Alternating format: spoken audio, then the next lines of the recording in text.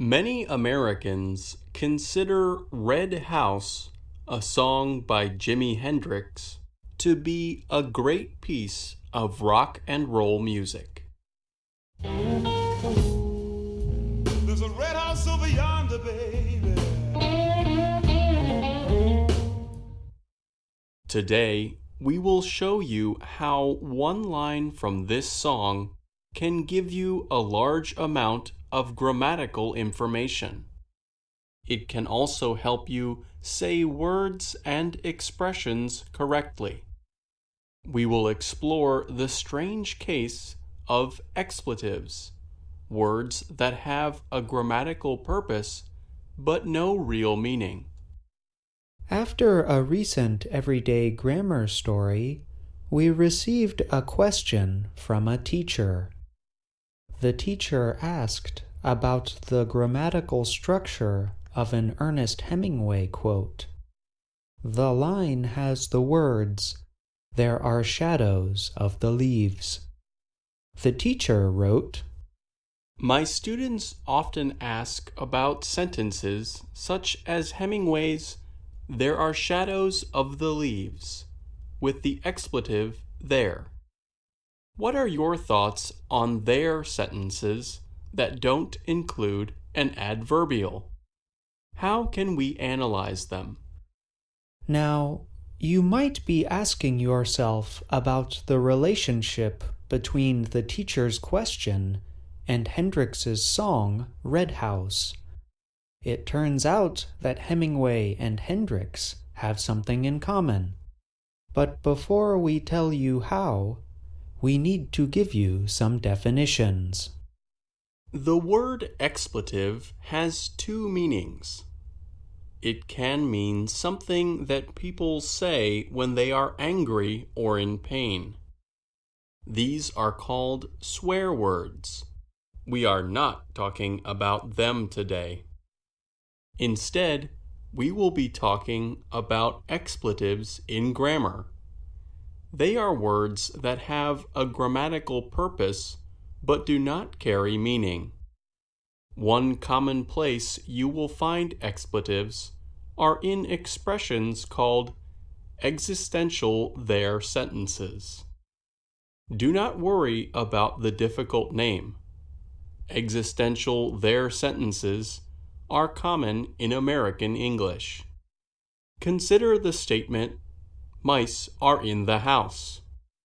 The sentence has the subject mice, the verb be, and an adverb phrase in the house.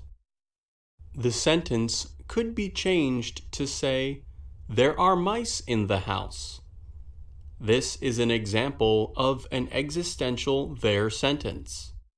The word there takes a place in the sentence, but it has no meaning. Here is one way to look at the sentence. There is the grammatical subject. It is taking the position that a noun phrase usually does. But it is neither a noun nor a pronoun. It is an expletive. In the sentence, there are mice in the house, the word there becomes the grammatical subject. Mice becomes the logical subject, and the adverb phrase in the house remains the same. This structure is common in speaking and writing. Think back to the famous lines from Jimi Hendrix's rock song, Red House. There's a red house over yonder, baby. The lines, "There's a red house over yonder," have the same structure as the sentence about the mouse. Now, you might be asking yourself a question. What is the purpose of there? It fills a grammatical slot, but does not have meaning. Why would writers, musicians, and other people use it? While we may never know the exact reason that Hemingway or Hendrix used there, we suspect it sounded better to their ears. Martha Coln is an English grammar expert. She notes that English speakers make their voices go up and down while they are talking. They often say the first word or two of a sentence quietly, then raise their voice. She calls this idea end focus. By using there at the beginning of the sentence, the subject moves to a spot later in the sentence, where the voice places stress on it. Listen to the rock song again. Notice how Hendrix uses there to direct the listener's attention to the logical subject of the sentence, Red House. There's a red house over yonder, baby. Hendrix could have said, "A red house is over yonder." The sentence would have had a similar meaning to the lines of the song, but it does not sound nearly as good. Why wouldn't a speaker or writer include an adverbial phrase, such as over yonder or in the house? First, they may have made a stylistic choice. Adverbials can appear at different places in a sentence. In other words, they are movable. Second, sometimes writers and speakers will not use an adverb phrase when the location is known. Hemingway wrote, "There are shadows of the leaves," after he had already made it clear he was writing about a cafe.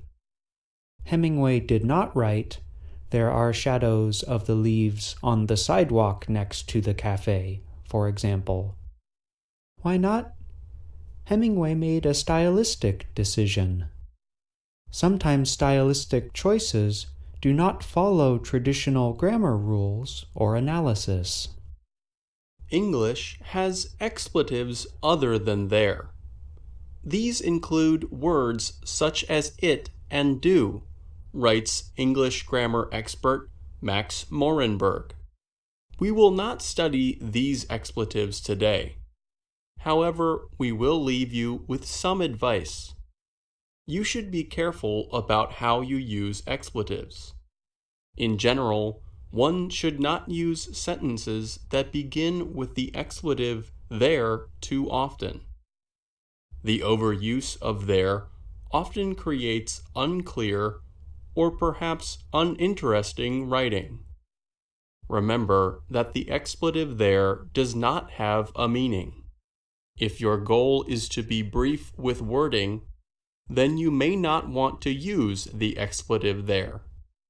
That said, try to listen and look for examples of how speakers use expletives. Ask yourself how they build their sentences, and if they could have produced a sentence with the same meaning. There are reasons to use expletives. Sometimes you should use them. Sometimes you should not. We will leave you with words from the musical West Side Story. There's a time for us, someday a time for us. I'm Pete Musto. And I'm John